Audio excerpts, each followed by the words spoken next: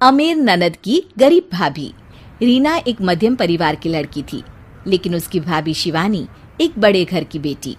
शिवानी की शादी अभिषेक से लव मैरिज थी। अरे भाभी, ये कितना अच्छा सूट पहना है आपने। काश ऐसा मैं भी पहन पाती। अरे क्यों नहीं रीना, वैसे भी तुम्हारा और मेरा नाप तो एक ही है, जब मन करे पहन लेना।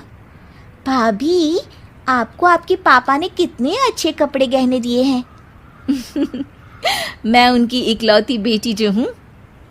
बेटी तो मैं भी इकलौती हूँ, लेकिन क्या करे, पापा है नहीं, पता नहीं कैसे होगी मेरी शादी। तभी वहाँ शिवानी की सास आ जाती है।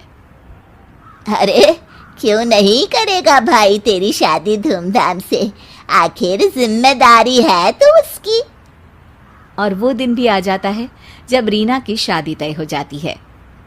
अभिषेक, क्या हुआ? आप इतने परेशान तो कभी नहीं दिखे। कोई बात है तो बताइए मुझे। अरे शिवानी, वैसे तो शादी का सारा इंतजाम हो गया है, लेकिन गहनों का रेट तो आसमान छू रहा है। कैसे क्या करूं, कुछ समझ में ही नहीं आ रहा। थोड़ी देर में शिवानी अपने पूरे गहने अभिषेक के सामने रख देती है। ये लीजिए, गहनों का इंतजाम भी हो गया। अरे नहीं नहीं शिवानी, मैं ये गहने किसी हालत में भी नहीं ले सकता। ये तुम्हारे पिता ने तुम्हें दिया था, और तुम हो कि।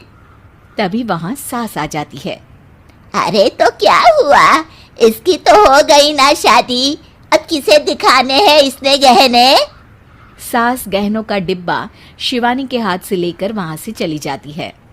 रीना की शादी धूमधाम से होती है और अब वो बड़े घर की बहू बन जाती है। वहीं रीना की शादी के बाद शिवानी और अभिषेक उसकी शादी के कर्जों से डूब जाते हैं। मैं सोच रही हूँ नौकरी करनी शुरू कर दूँ, वैसे भी पढ़ी लिखी हूँ, आपकी थोड़ी मदद भी हो जाएगी। वैसे शिवानी, कुछ दिन कर लो तो अच्छा ही होगा, क्योंकि ज़रूरत भी है। अब शिवानी भी नौकरी करने लगती है और घर खर्चे में अभिषेक का हाथ बटाती है। एक दिन शिवानी, रीना का फोन आया था, कह रही थी कि आने वाले त्योहार में उसके ससुराल जाना है। ठीक है माँ।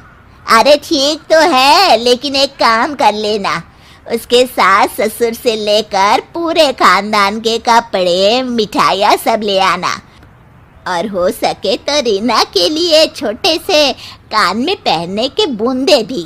और क्या है ना, शादी में उसे सारी बड़ी बड़ी कान की ज्वेलरी दी थी, घर में